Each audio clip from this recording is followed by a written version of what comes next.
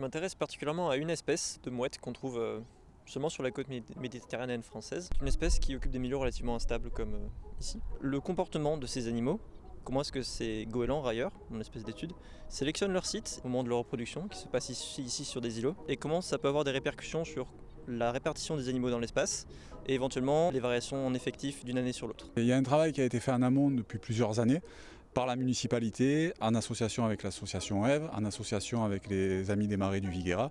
Et donc on a développé le site pour favoriser la nidification des larraux limicoles.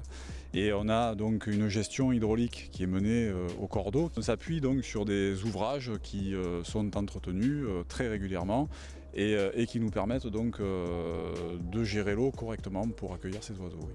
On a opté pour une méthode de suivi qui est très générale. On a mis des pièges photos sur un nombre limité d'îlots et il nous apporte des informations sur toutes les espèces de mouettes et autres, et limicoles, ce qui complète pas mal tous les suivis qui sont faits par ailleurs par de nombreux gestionnaires dans le cadre du suivi Larimed, donc surveillance de tous ces oiseaux qui sont à portée de conservation en France. C'est vraiment un endroit calme dans une zone qui est relativement industrielle.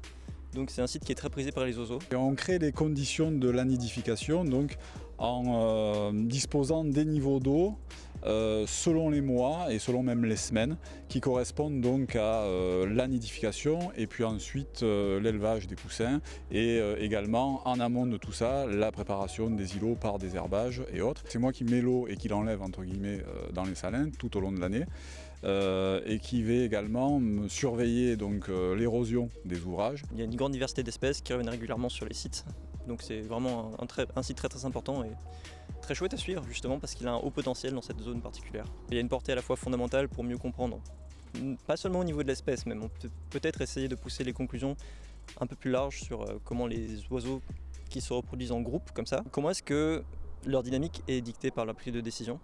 Et après, évidemment, il y a tout le volet qui pourrait être appliqué vu qu'on complète les suivis Larimed qui sont réalisés sur le site de toute façon. C'est très clair. Sans ce travail-là, pas d'oiseaux, effectivement.